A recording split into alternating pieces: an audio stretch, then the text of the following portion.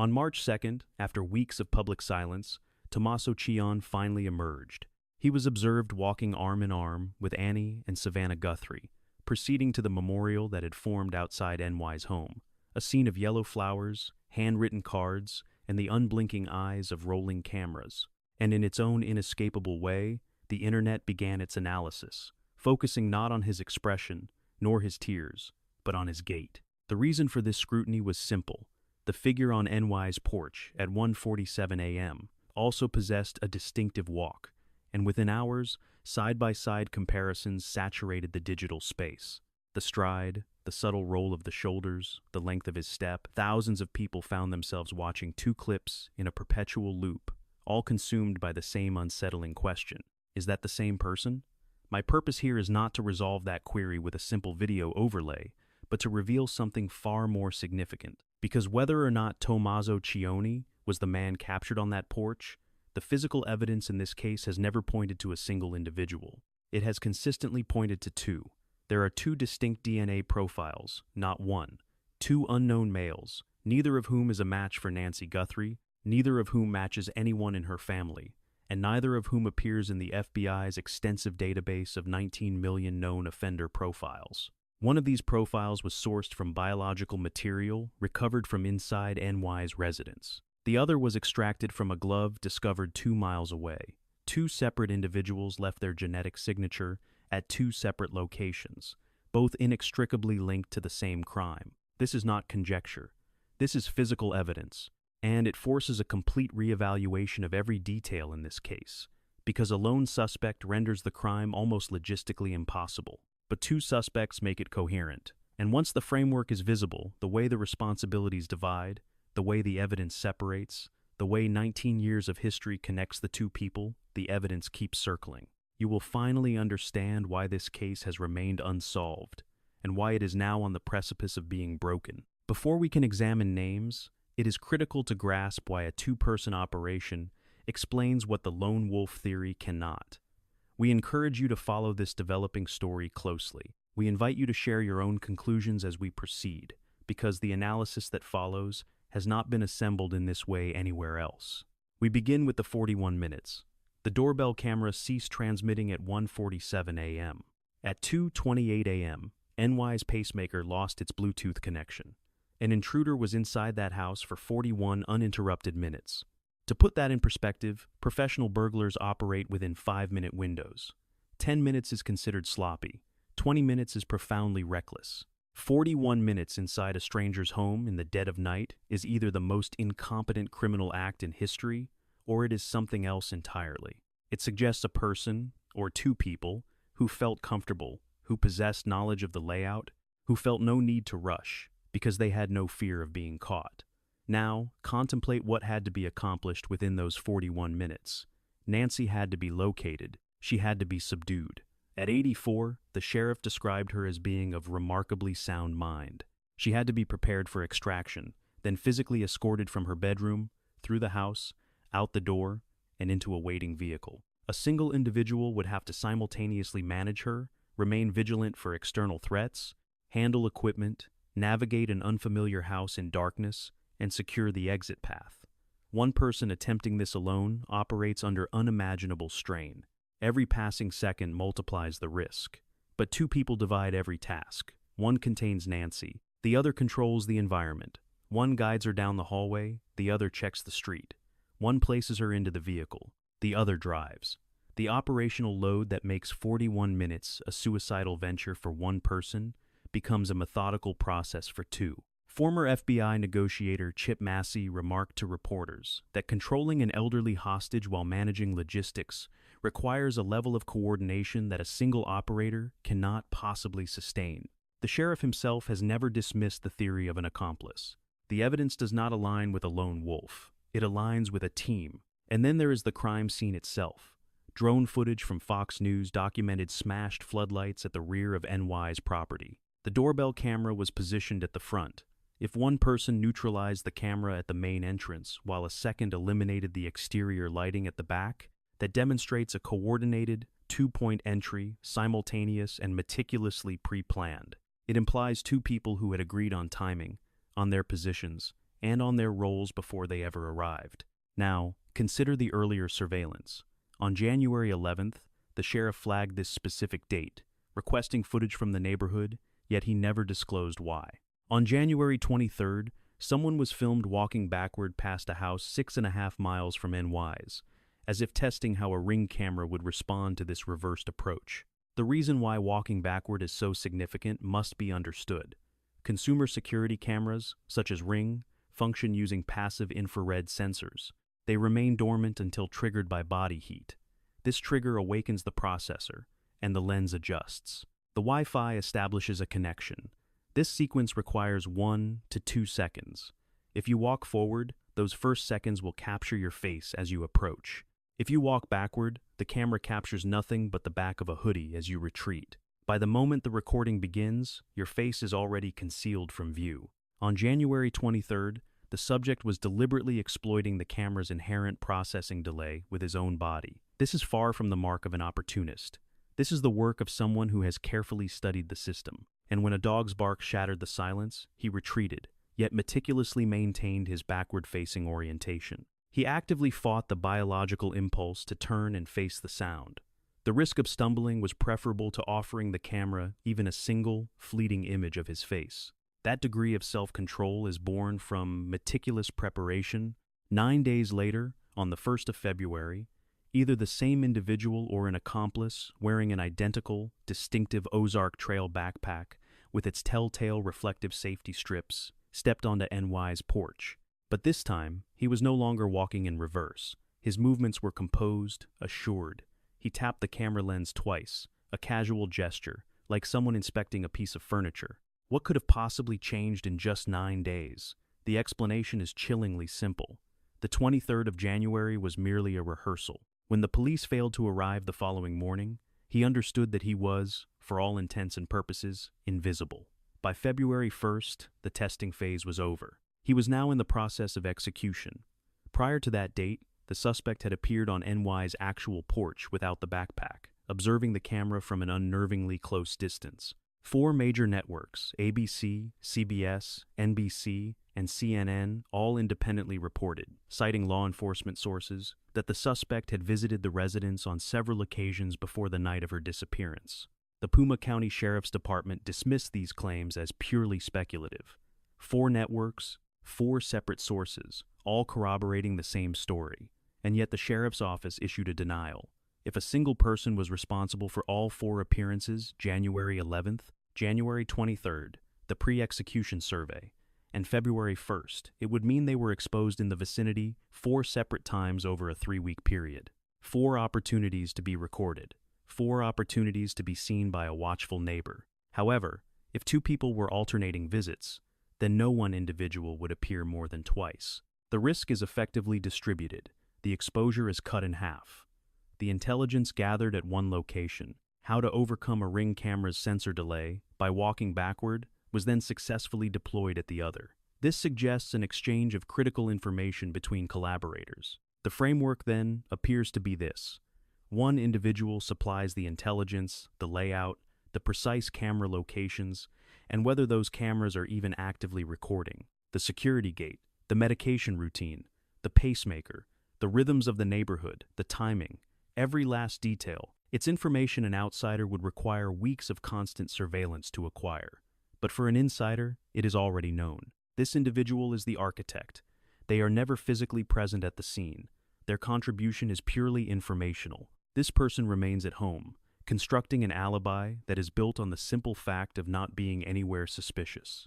The second individual provides the capability, the physical readiness to breach a home at 1:47 a.m. and confront an elderly woman, and then to forcibly remove her.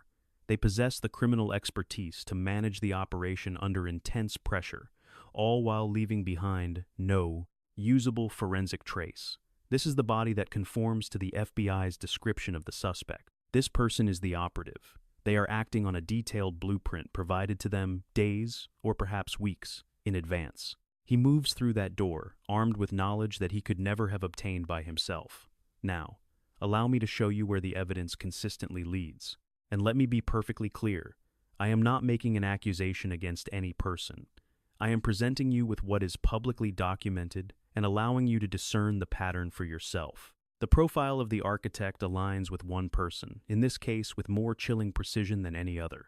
Tommaso Cioni is 50 years old. Born in Tuscany, he has been married to Nancy Guthrie, NY's eldest daughter, since 2006. 20 years of matrimony, 20 years of Friday night dinners, 20 years of passing through NY's front door, past her network of cameras, through her security gate, and down her hallway. He is an AP biology teacher at a Tucson charter school.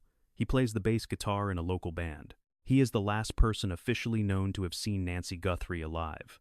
On the evening of January 31st, Tommaso drove Nancy back to her home after a dinner at his own house. The sheriff's department confirmed to the New York Times that he escorted her to the door at approximately 9:50 p.m. He claims he saw her safely inside. He then drove home, 4 miles, a 10-minute journey on desolate desert roads. 3 hours and 57 minutes later, the camera's feed went dark. No confirmed public alibi exists for Tommaso during this critical window of time. And no confirmed alibi has been offered for Annie, either. They share the same home. Any alibi one provides is inherently confirmed by the other. 4 miles, 10 minutes. That time gap is more than sufficient to drive home, wait for the quiet of the neighborhood to settle, change clothes, return to the scene, park well outside the camera's field of view, and approach a house you understand more intimately than anyone else on earth, and be back in your own bed long before the sun rises. Body language specialists who analyzed the FDI footage used a distinct phrase to describe the suspect's movements on NY's porch. They described it as ownership behavior. The suspect does not scan the area for the camera. He proceeds directly toward it. There is no hesitation at the entryway. He is intimately familiar with the porch's layout, including the exact position of the potted plant he uses to obscure the lens. His hand extends, and he taps the camera twice. The gesture is rhythmic, almost casual, like someone absently touching a familiar piece of furniture. This is not the movement of a stranger. It is the signature of muscle memory, 2 decades of Friday night dinners ingrained into the body. Now, consider what the architect of this crime needed to know. Not merely the location of the cameras, but the critical detail of whether they were actually recording. NY's Nest system lacked an active cloud subscription. The cameras could detect motion and send alerts, but they were not capturing continuous footage. This forced the FBI into a partnership with Google, a painstaking effort to recover any residual data from back-end servers. The knowledge that these cameras were essentially props would be exclusive to those who spent time inside that house. The individuals who had assisted Nancy with her technology, the people who observed the camera every week and understood she never paid for the subscription. Then there is the gate. NY's property is fronted by a wrought iron security gate. In the FBI footage, the suspect passes through it effortlessly. There are no tool marks, no signs of prying. Either Nancy left it unlocked, a conceivable oversight for an 84-year-old woman who had felt safe in her home for 40 years, or someone else ensured it would be open. Someone who was standing at that very gate only 4 hours earlier, bidding her good night. And then, the medication. NY's essential prescriptions were on the kitchen counter. The sheriff's department confirmed they were for conditions that could become fatal without a daily dose. For 41 minutes, 2 individuals were inside the house. Neither took the pills. If this were an operation for ransom, that medication is the single most valuable item in the residence. A dead hostage holds no value. Leaving the pills behind suggests one of 2 things. Either the kidnapper was so profoundly inept they failed to understand an 84-year-old woman with a pacemaker requires her medication, or they already knew she would no longer need it, because keeping her alive for a ransom was never the objective. Consider the timing. Nancy was taken on the exact weekend Savannah Guthrie was scheduled for international travel, covering the Winter Olympics for NBC. Olympic assignments of this nature are finalized months in advance. If one wanted to target Nancy during a window when her most powerful family connection would be on the other side of the planet, who would possess knowledge of that schedule? A family member, someone who might have heard about the trip during a dinner conversation. His profession, advanced placement biology, teaching collegiate-level molecular biology, genetics, and biochemistry.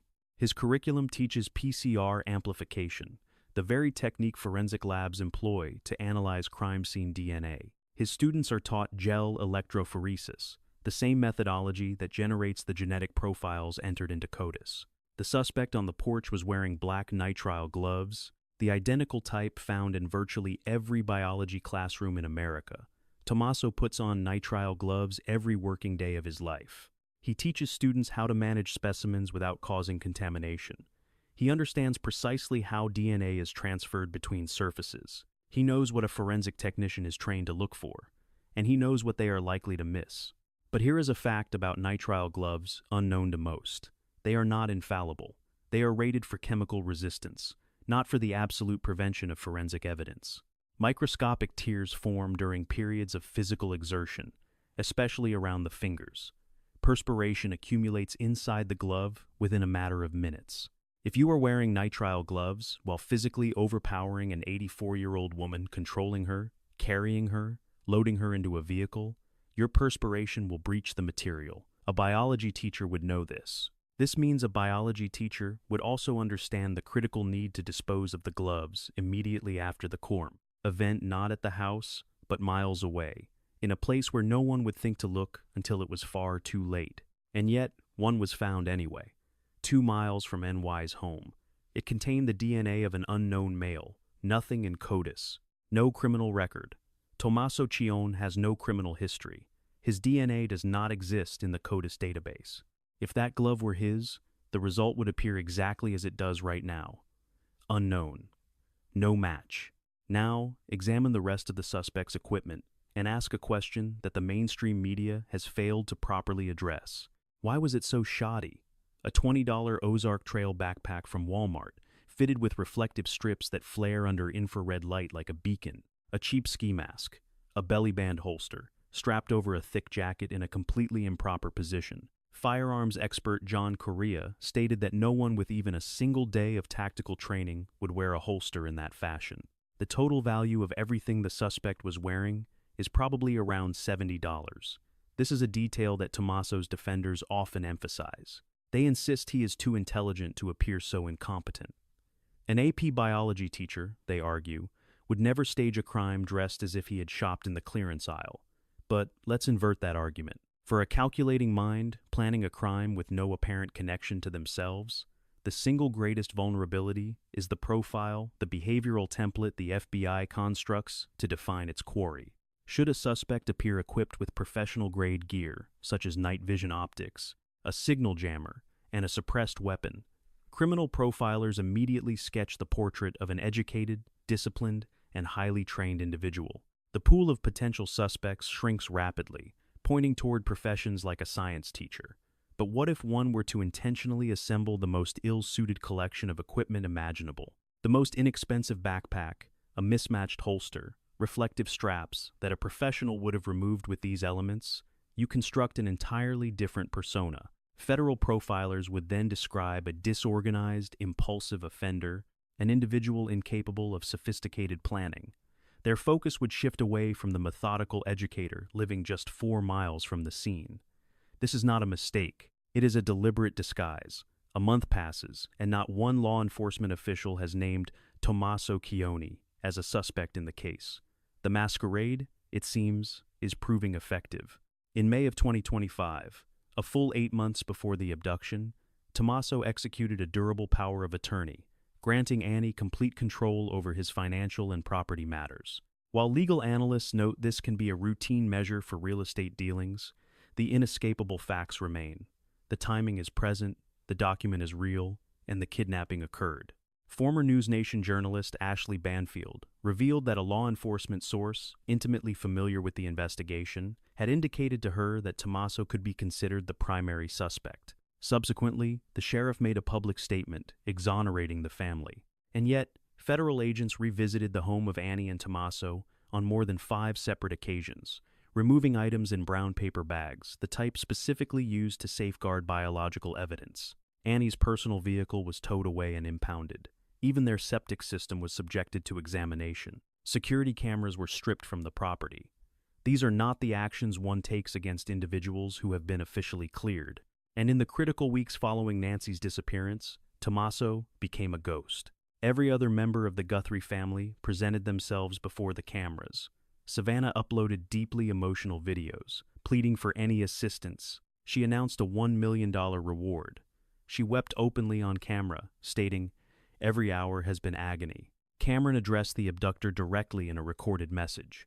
Annie offered her complete cooperation to investigators. Every member of this fractured family cried out into the void, seeking help. All but one. Tommaso Cioni released no statement. He made no video appearance. He refused to speak with any journalist. He was not present at his wife's side as she pleaded with the world to find her mother. The very man who drove Nancy home on the final night she was ever seen alive remained unseen for the greater part of a month. Reporter Brian Anton informed Megyn Kelly that Tommaso had not been spotted for nearly a week. His distinctive, full beard, a recognizable feature, had simply vanished. When your mother-in-law vanishes, when an entire nation is searching for her, and when your own wife is crumbling publicly on Instagram, you are expected to speak. You plead. You find every available camera and declare, "I love that woman and I want her found." This is the instinct of an innocent person. Their grief is a force too immense to be contained. It overflows, whether by conscious choice or not. Silence, however, is a decision, and it is precisely the decision one makes when legal counsel advises that every spoken word could become an exhibit at trial. He finally emerged into public view on March 2nd, precisely 1 month after Nancy was taken, walking arm in arm with Annie and Savannah, approaching the memorial outside Nancy's home. It was his first appearance in weeks. There was no statement, no interview, no appeal to the public, merely a silent procession to the memorial. Under the unblinking gaze of the cameras, one is left to draw their own conclusions about what might have transpired between weeks of complete seclusion and this carefully orchestrated public appearance on the 1-month anniversary. Now, let us consider the operative. The FBI's description of the suspect on Nancy's porch was a male, standing between 5'9" and 5'10". He had an average build and was clad in dark clothing, a ski mask, tactical gloves, and an Ozark Trail backpack with visible facial hair. Specifically, a mustache or goatee could be discerned beneath the covering of the mask. Former FBI profiler Jim Clemente pointed to what he interpreted as a tattoo or some other distinguishing mark on the suspect's right wrist. Throughout the initial month of this investigation, many commentators asserted that Tommaso was too tall to be the individual on the porch. The FBI's estimate put the suspect between 5'9" and 5'10". Tommaso was widely reported to be 6 feet tall. That discrepancy served as the most compelling argument against his involvement and introduced the possibility of a second individual, Dominic Aaron Lee Evans. He was a 48-year-old elementary school teacher and a drummer in a band known as Early Black, a band he shared with Tommaso Cioni since 2007, a 19-year association. Their meeting was the result of classified ads. Evans had located their guitarist, Walter Goncalves, through a Craigslist posting. Cioni had answered a listing in the Tucson Weekly. By late 2009, they were recording their debut album at Loveland Studios. The title they chose was Life, Love, Love, Murder. 4 words, deliberately selected by 3 men to encapsulate their collective artistic vision. 2 of those words signify love. One of them is murder. An album title does not constitute evidence, but it can serve as a window into the minds of those who conceived it. Standing at approximately 5'9" with a medium frame, public photographs show Evans sporting a mustache and goatee, a direct match to the FBI's description. In performance footage of his band, Early Black, online sleuths isolated a mark on his right wrist that appeared consistent with Clemente's own observation from the Bureau's surveillance tapes. Every single physical marker listed in the FBI's profile, his height, his build, his facial hair, and the potential tattoo seemed to overlay perfectly onto Dominic Evans. And throughout the first month of the investigation, one specific detail was believed to be the firewall separating Tommaso from the man seen on the porch, his height. The FBI bulletin specified a range of 5'9" to 5'10". Online discussion, however, placed Tommaso at 6 feet, leading to a swift dismissal. He was too tall. It couldn't be him. But his true height had never been officially confirmed. And on March 2nd, as he walked beside Savannah Guthrie to the memorial, a visual truth emerged that photo analysis had already suggested. Savannah Guthrie's reported height is 5'10". In frame after frame of that footage, Tommaso is not looming over her. He is standing beside her, their eye lines nearly parallel. Some analyses calculate him to be half an inch shorter. That would position him at approximately 5'9.5", placing him squarely inside the FBI's designated range. The very measurement that was supposed to exonerate him may not, in fact, provide any exoneration at all. And if his height no longer rules him out, the entire architect and operative theory demands reconsideration, because it opens the chilling possibility that the planner of this crime was also the man on the porch. It is conceivable there was never an operative. It is conceivable the architect orchestrated and executed everything himself. Or, it is conceivable that both individuals were present, one at the front door, the other behind the wheel of the vehicle. 2 DNA profiles yield 2 potential scenarios, with neither one resolved, and Dominic Evans possesses a history of felony convictions in Puma County: burglary, robbery, theft, embezzlement, and driving under the influence. These are official entries logged in the Puma County Judicial Database. Burglary is the unlawful entry of a structure with the intent to perpetrate a crime. Robbery is the act of taking property from a person by utilizing force or intimidation. The particular skill set evidenced in those records, unauthorized entry, direct confrontation, and seizure of property, shows a precise overlap with the events inside Nancy Guthrie's home on February 1st, and a detail within those records carries significant forensic weight. Neither of the DNA profiles from this case produced a match in CODIS, the FBI's vast repository of 19 million offender profiles. For an unknown subject, a non-match typically means they have never been arrested for an offense that qualifies for DNA collection. But for someone with documented felony convictions in Puma County, an absence from CODIS is an anomaly that requires an explanation. Arizona's laws governing DNA collection have evolved over the years. If Evans's convictions predate the mandatory collection statutes for his specific crimes, or if his cases were resolved via plea agreements that circumvented a DNA submission requirement, he could accumulate multiple felony records in the justice system while remaining a ghost to CODIS, a known criminal with no DNA on file. That particular combination is, in forensic terms, the equivalent of a phantom. He claimed in the New York Times to have met Nancy on one occasion at an Easter egg hunt in 2011. He stated he became aware of her disappearance through Instagram and then messaged Tommaso to offer his support. One must consider that sequence. A national kidnapping investigation begins to unfold.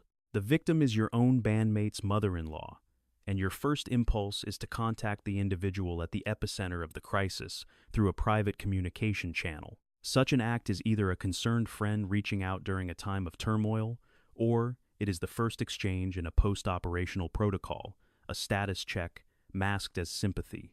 Whether the message was sent is not the question. Evans himself volunteered that information. The question is what law enforcement discovered upon examining the metadata, the timing, the frequency, and whether the rhythm of communication between Evans and Tommaso altered as February 1st grew near. He stated that he spoke with investigators for 40 minutes and has not been contacted by them since.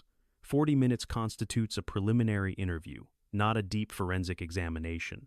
The fact that agents have not re-engaged with him could imply they have moved on, or it could imply that his active cooperation is no longer necessary, because the case being built against him relies on impersonal data: cell tower records, purchase histories, vehicle tracking, and genetic genealogy, evidence that does not require a subject to sit in a room and answer questions. The sheriff never cleared Evans individually.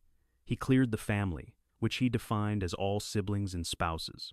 Evans is not a sibling. He is not a spouse. He is a bandmate. Evans resides in the Tucson-Marana area, only minutes away from the Catalina Foothills. Some reports also connect him to a property in Rio Rico, 60 miles to the south on Interstate 19, on a direct route toward the Mexican border. The FBI has verified contact with Mexican authorities through its sub-office in Sonora. The ransom demand itself now merits a second look through the prism of a two-person operation. $6 million in Bitcoin. Why the number 6? Not 5, not 10. Not an arbitrary round number a stranger might invent. 6 million is surgical. It implies an intimate knowledge of what Savannah Guthrie earns. I comprehend her liquidity. I understand the distinction between her total worth on paper and the actual cash she could access. An outsider makes a demand for 50 million because an outsider operates on pure fantasy. But an insider arrives at a figure like 6 because an insider has spent 20 years at the dinner table absorbing conversations about money. The Bitcoin wallet, meanwhile, has been inert since the second it was created. The FBI, in a strategic maneuver, deposited a small amount. The result was absolute silence. No one has touched the funds. If this crime were truly motivated by money, that account would have been accessed. The stillness of the wallet only confirms what the medications on the counter had already implied. The ransom demand was never meant to be fulfilled. It was misdirection, a narrative device engineered to steer investigators toward a financial motive. While the true motive remained hidden, just 4 miles away, one of the ransom communications made reference to a main individual. That is the language of a hierarchy. The word main has no function without the existence of subordinates. You do not identify as the primary individual unless secondary players are operating beneath your command. 2 words, buried within a ransom demand, inadvertently expose the architecture of the entire plot. A creative partnership that spans 19 years cultivates something far deeper than friendship. A drummer who has spent 19 years interpreting the body language of his bassist no longer needs spoken instructions.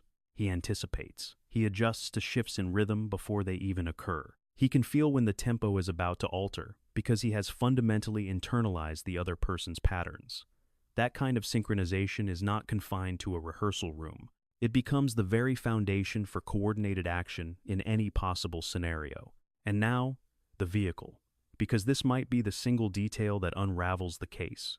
A couple by the names of Elias and Danielle Strategoulias reside approximately 2.5 miles from the victim's house, on a road known as Camino Royale. It is a discreet residential back road, one that circumvents every major intersection between the Guthrie neighborhood and the primary arteries leading out of the area. It is precisely the sort of path someone fleeing a crime scene at 2:30 in the morning would instinctively take. Their Ring camera documented 12 vehicles passing between midnight and 6 a.m. on the 1st of February. One of those vehicles appeared at 2:36 a.m. The victim's pacemaker had disconnected at 2:28 a.m. Correspondent Liz Kreutz of NBC drove the route from the victim's home to the camera's position. The drive time was 6 minutes. The disconnect was at 2:28. 6 minutes of driving time places the car at 2:34, yet it appears on camera at 2:36. That leaves a 2-minute discrepancy. This is the exact margin of time you would expect if the driver paused at the end of the street, scanned the mirrors, removed a disguise, and confirmed the road was clear before accelerating onto Camino Royale and away from the scene. Retired NYPD Detective Pat Brown analyzed the vehicle, identifying it as a Kia Soul. The sheriff's department confirmed to NBC that the timing falls squarely within the abduction window. He stated that the vehicle is a focus of the active investigation. The most critical detail, however, is that the Strategoulias' house sits just outside the 2-mile canvas radius established by law enforcement. No officer ever knocked on their door. They stepped forward on their own initiative after following news reports. They decided to review their own camera's recordings. It was then they discovered the footage, and they voluntarily delivered it to investigators. The question this raises is profound. How many other cameras, positioned between 2 and 5 miles from the home, captured crucial footage that was never obtained because the search perimeter was drawn just half a mile too short? And now for the question that matters most. Which direction was the vehicle traveling? South, toward Interstate 19 and Rio Rico, 60 miles from the border? Or west, toward Tucson and Morirana, where Evans makes his home? Or perhaps north, toward Oro Valley, where Tommaso teaches? Each direction tells a competing story. Each story implicates a different person. The FBI has this footage. The FBI knows the direction of travel. They have not disclosed it. Michael Gould, a former lieutenant with Nassau County, told the Mirror that the victim's body will likely be recovered within 2 to 5 miles of her residence. That is not speculation. It is a conclusion rooted in the statistical analysis of decades of abduction data. If the car seen at 2:36 a.m. was moving within that radius and then paused at a wash, a trailhead, or an abandoned property, the place where it stopped is the place where Nancy will be found. The DNA is currently being processed. The private lab in Florida is at work on the complex sample from inside the house. The DNA from the glove may provide a resolution first. It appears to be a far cleaner genetic profile. When those profiles are finalized, they will be entered into genealogy databases. A partial match to a distant family member is the only thread investigators will need. 2 profiles translate to 2 family trees, 2 separate opportunities for a genetic hit in a public database. Savannah Guthrie has announced a family-sponsored reward of $1 million. Anonymous cash tips will be accepted. The DNA does not require a confession. The cell phone towers do not require cooperation. 10,000 hours of surveillance footage do not require a witness to come forward. The evidence is in process. The variables are narrowing. And for the individual who left their biological signature inside that house, inside that glove, the window of opportunity is closing. Every conspiracy has a fissure. A precise moment of realization when one person understands the other would unhesitatingly sacrifice them to ensure their own survival. In any two-person operation, the first to break silence is the one who secures a cooperation deal. The second will bear the full, crushing burden of the prosecution. $1 million, payable in cash for an anonymous report, has rendered trust the most fragile commodity in the state of Arizona. The architect understands the operative can obliterate his world with a single phone call, and the operative knows the architect will disavow everything, leaving him to face the fallout alone. Neither can have complete faith in the other. It's an impossibility now, because whatever bond once held them together, 19 years of rehearsals, performances, and shared stages, of shared silences, it was constructed for music. It was never built to withstand this. And the gravity of what occurred at 1:47 a.m. on February 1st is a weight far heavier than any album they ever created. Someone in Tucson is aware of something, a neighbor, a coworker, a student. Someone witnessed an event that didn't register at the time. A drive late at night, a muted conversation, a purchase that felt fundamentally wrong. That person is watching this broadcast now. Use the number. Accept the money. Bring Nancy home. Stay informed. Await developments.